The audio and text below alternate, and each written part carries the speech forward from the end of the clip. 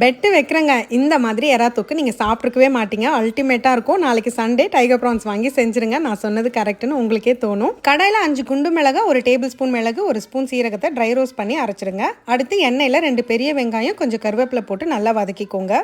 அடுத்து 1 table spoon இஞ்சியும் பூண்டியும் இடித்து சேர்த்துக்கோங்க. இப்போ இதில் 1/2 டீஸ்பூன் மஞ்சத்தூள், அரைச்ச பவுடரை சேர்த்து எண்ணெயிலே வதக்குங்க. இது ரொம்ப simple process. So bachelors, beginners யார் வேணாலும் ஈஸியாக பண்ணிடலாம். கலருக்காக 1 டீஸ்பூன் காஷ்மீரி மிளகாய் தூள் சேர்த்துக்கோங்க. தேவையான உப்பு சேர்த்து நல்லா வதக்கிட்டு க்ளீன் பண்ண ப்ரான்ஸை சேர்த்துருங்க. நான் டைகர் ப்ரான்ஸ் 3/4 கிலோ எடுத்திருக்கேன். நீங்கள் நார்மல் ப்ரான்ஸ் எடுக்கிறதா இருந்தால் 1 கிலோ எடுத்துக்கோங்க. ஒரு 2-3 நிமிஷம் மசாலாவோட நல்லா வதக்கிட்டு ஒரு லெமன் சைஸ் புளியை 1/2 கப் தண்ணியில் கரைச்சி சேர்த்து கொதிக்க விடுங்க. கொதிச்சு ஒரு 10-15 நிமிஷத்தில் இந்த கன்சிஸ்டன்சிக்கு வந்துடும். கொத்தமல்லி சேர்த்து ஸ்டவ் ஆஃப் பண்ணிடுங்க. இது தண்ணி சாம்பார், ரசம், முக்கியமாக தயிர் சாதத்துக்கு கூட அட்டகாசமாக இருக்கும். ஆனால் எனக்கு அந்த கடாய் சோறு தான் ரொம்ப பிடிக்கும். யாருக்கெல்லாம் கடாய் சோறு ரொம்ப பிடிக்கும்னு கமெண்ட்ஸில் சொல்லுங்கள். தொக்கு டைரெக்டாக சாப்பாட்டில் பிசைஞ்சு சாப்பிட்றதே ஒரு தனி அலாதி தான் இல்லையா? இந்த ரெசிபியை கண்டிப்பாக நான் ட்ரை பண்ண போகிறேன்னு சொல்கிறவங்களாம் எனக்கு கமெண்ட்ஸில் சொல்லுங்கள். அப்படியே மறக்காமல் ஸ்டவ்வோடு சமைக்கும் போது கொஞ்சம் லவ்வோடு சமைச்சிங்கன்னா சுமாராக இருக்கிற சமையல் கூட சூப்பராக இருக்கும். எப்படி?